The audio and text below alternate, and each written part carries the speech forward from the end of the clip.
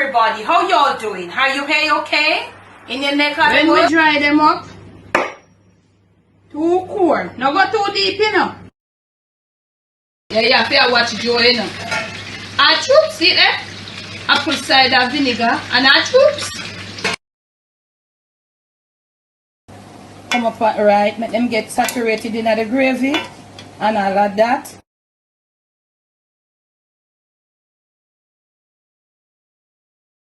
On today's episode of the Jamaican Cooking Journey, I'll be sharing with you how to prepare some rice and peas Jamaican style, or you might say if you're not a Jamaican, rice and red beans. Okay? Now, rice and peas in Jamaica can be rice and red peas, it can be rice and green gungo peas or pigeon peas, it could be rice and dry pigeon peas, it could be rice and cowpeas, and it could be rice and I think black eyed peas, and so many things. It could be even rice and green beans. When I say green beans, I don't mean string beans, I mean that you literally pull from the pod, broad beans. So that's still considered maybe that a rice and bean, but the regular one, the one that is cooked the most is this, which is rice and red peas. You would say red beans. So pre-soaking is a method that is used which makes the dish easier to prepare. So I have here this is about a cup and a little of dried red peas. Okay, you have the green red peas too, but that is acquired definitely at the farmer's market. The red peas, these red peas here are red beans, you would get it straight from the pod in the green form. Yeah, but it is gotten at the farmer's market and you have to, pick it from the pod and all of that. Okay, so now I have this was being pre-soaked overnight. This bean here depends on the type. There are so many red peas, red beans, whatever you call it nowadays. Back in the days we wouldn't have so much different type. There are so many. Some of them are finer, really fine. Okay, and we are having problems too with the color, just like how we have the workless curry them. So this was being pre-soaked overnight. Yes, always better. Some are of different texture, different quality. Some harder to cook, some easier, some they never cook, but you get the amount of moisture, the amount of succulence that you want in there. This here has a lot of flavor on its own. Yes, it does. It's not as the pigeon peas that is flat. So pre-soaked overnight, which is best. To cook it, just and come cooking it takes a lot more time. You'll have to get it start boiling, sink it as it comes to the top, but this here is properly soaked, so everybody is submerged under water. I personally start off with a little salt before I start. I find that when I start with a little salt before I start boiling, it helps me when I'm putting in the rice and my seasonings to flavor up. It helps to give the rice and peas a better flavor. That's just what I found out over the years. So I do this, putting in a little salt, not all the amount that we are going to need. We're going to start it off with that. And also, we're going to start it off with some garlic paste. I like odd numbers in my cooking. So I'm just smashing my garlic. So 3 pieces of garlic smashed. We always smash it, bringing out the flavor. So you remove the outer layer. Some people maybe they cook with they put it with garlic powder, but this is like the real Jamaican way. Okay, this is our way. So if you're where you are and you don't start it with the garlic paste, fresh garlic paste, and you start it with garlic powder, that's up to you. It's good, it's up to you, but fresh garlic is always better, more flavor. I'm starting it with just the amount of water. And something too that is very important, to be more flavorful, you cook with the water that you're pre-soaking. Yes, I agree. The water that it's not the water either that makes you gassy. It is the red part, that outer part of the peas that makes you gassy. So in Jamaica, the water that we soak with, we don't throw it out. You wash before you pre-soak. Now, I always put a piece of ginger to help with that gassiness. It helps with the coconut milk and all of that. But as we go along, you'll see how I put it in. And this is not my very first video. So with this small amount of water that I soaked in, I'm going to be starting it with that little salt. I'm going to be starting it on a medium heat to start coming to a boil. I'm going to leave it there. And as it starts boiling, I will continue to monitor it. Okay? Now, if you have these additional stuff in your kitchen with your peas, you are on your way to making this dish. Coconut, whether fresh, whether tinned, whether powdered, it's quite up to you. I am using rice, parboiled rice I'm using. Use whatever your rice you want. You can use brown, you can use parboiled, you can use basmati, jasmine, rusty rice, any rice you want to use. You can use. I'm using the parboiled right here. Remember that parboiled too takes a little more cooking. You want some pimento seeds or allspice. This is allspice. You want a green pepper preferably, but I don't have. I have a ripe. The green pepper gives flavor. The ripe pepper gives heat. We always like if the green pepper, and that's what you have, and it bursts in there, not a problem. If this bursts in there, you are in trouble. So I'm gonna try my best not to make my ripe pepper burst in there. Fresh green thyme is always better than dried thyme. I did show you my ginger. Fresh. This is not scallions. We don't do this dish without scallions. But this is a little workless one. You know, when you're coming down to, today is the day before Ben Johnson Day. You know, when you come down to the time, that's how the scallion them look. We don't have fresh scallions. Doesn't matter. And basically, that's it for... That's all the ingredients you'll need. So when that starts boiling, I will be back with you, and by then I would have prepared my coconut milk. Rich. We're going to use some rich coconut milk. I will not show you the procedure in how I prepare it because I've showed you thousands of times. I'm just exaggerating.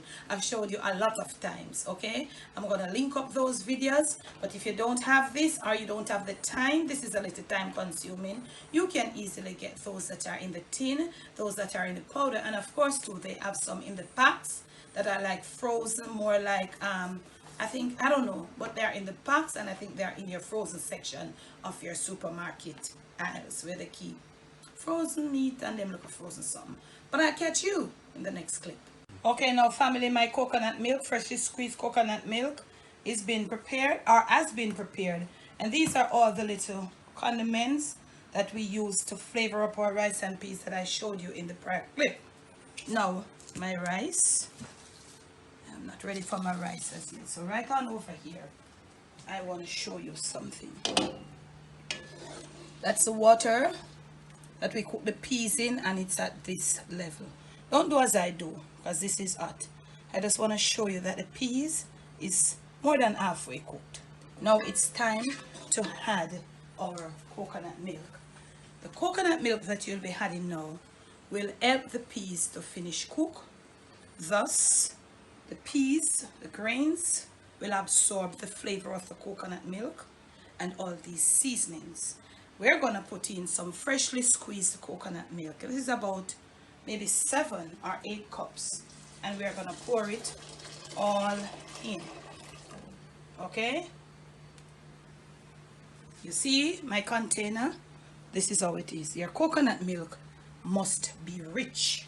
Now, I have always emphasized on other videos, dry coconut, bone dry coconut for rice and peas. Let me get my flame up. Same on the medium, and I'm gonna put these in. I'm gonna let these come to a boil, still on the medium. Look at that. Okay, I'm gonna let it come to a boil on the medium. You see the richness of this coconut milk in there? This coconut milk is strong, it is rich. It has a sweet, a naturally sweet taste. With this rich amount of richness in the milk, when the rice and peas is finished, when the dish is finished, when you taste this rice and peas, you will taste a little sweetness. That is how we acquire the sweetness in the rice and peas. You don't cook the peas from the start with the coconut milk, the flavor will all cook out. Yeah. So because some of the peas take a long time. Now the peas, you saw the consistency of it.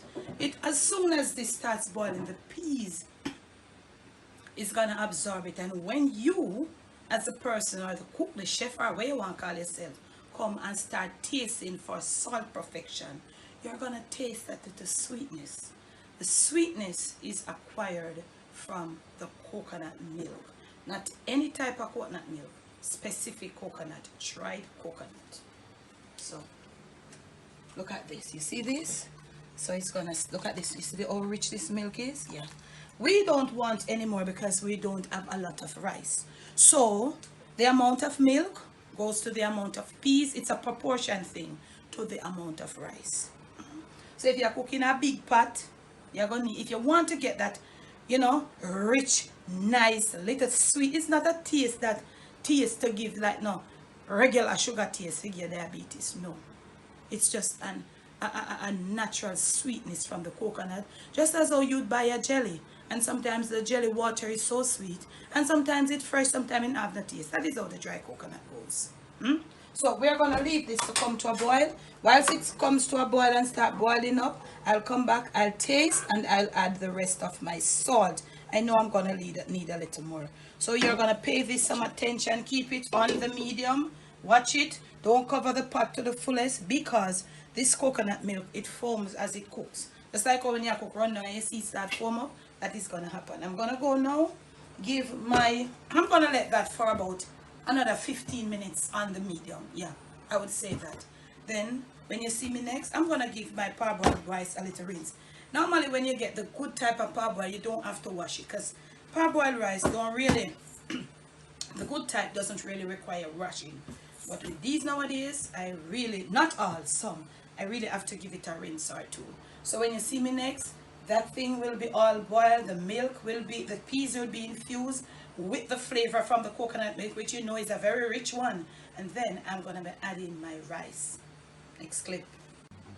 So now, this is where my liquid is at. My coconut milk, as you know, you see it has gone down. Now my peas is fully cooked. Remember, don't do as I do. Okay, that's burning me, but I can manage. Okay, try to use a spoon or a fork. Now this is where I'm at. This is where the liquid is. Let me get my flame up a bit. This is my parboiled rice. I have rinsed it and I've let it drain because it is a rice like this that it is just different from the regular rice. Okay, so you see I'm draining the excess water, all the excess water. It is harder to cook, so I'm putting it in here.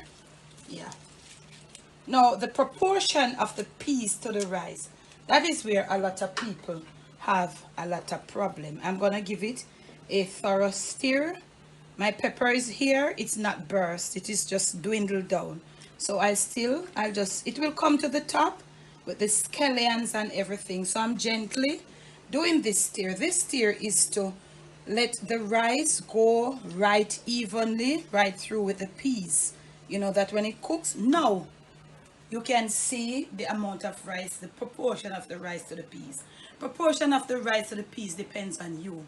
Some people like a lot of peas. Some people like their peas sparingly in their rice. A lot of rice, and then you get a big amount of rice and you see another set of peas. That's how some people like. Some people like a lot of peas, and some people just like it just regular, evenly.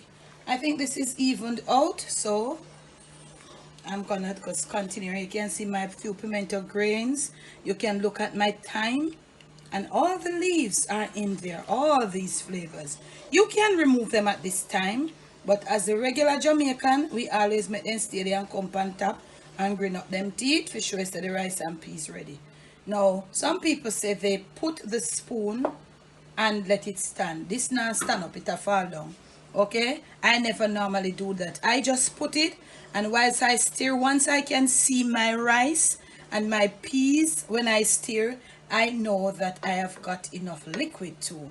Now sometimes it gets you, I must add, you're never normally there. Sometimes it gets you with the type of rice. So I always, as it starts to drying out, if it looks like it's gonna be too much, as I showed you before, you can remove some of the liquid and reserve it. Sometimes you need to put it back too, depending on the rice.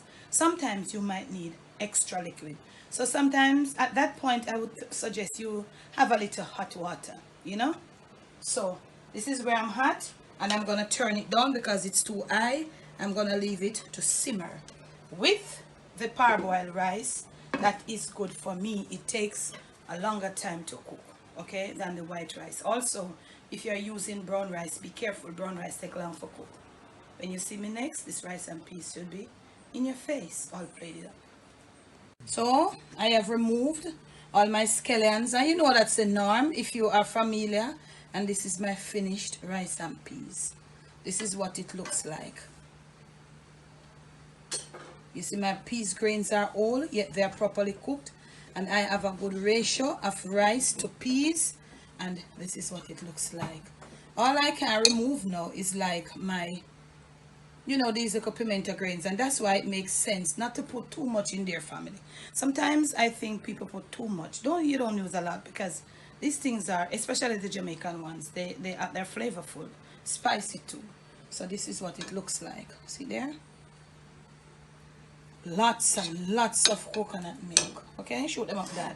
What I'm gonna do now, I'm gonna plate up some just for you, and I'll show you what Jamaicans, you know, mostly enjoy with this on a Sunday. Mostly on a Sunday we cook this at home.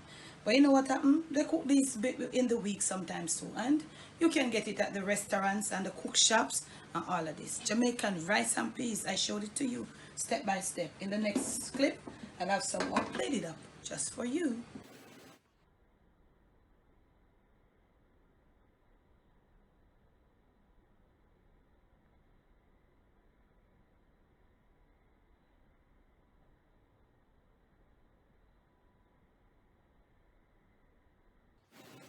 From my kitchen to yours, from my Jamaican kitchen to your family table, to your palate, and most of all to your stomach. It is Jamaican rice and peas done, step by step, just for you. Now, this is served up with some fricassee chicken, or tomatoes, and our cucumbers. You can put what you want with it. This is always nice with brown stew, fricassee, stew, and those are 3 different types of chicken. It can be served with curry chicken, brown stew, fish, you name it, tin mackerel, steamed vegetables only if you like vegetable, or you want to go vegetarian or whatever, you name it. This can be served up with anything, ackee and saltfish, you name it. It's this Jamaican rice and peas. If you did like this video, remember to give it a big fat thumbs up. Remember to make sure that you are subscribed to the Jamaican cooking journey, which is right on over here. You will see all authentic Jamaican dishes. You will also learn how to prepare them. If you click in the link in the description, there you will see all my info, and you will also get a chance to join our Zoom cooking classes where you can perfect your Jamaican dishes. Thanks for the love, thanks for the support. Remember to be you, do you. Most of all, love you some of this Jamaican rice and peas, and serve it up with whatever protein type you like.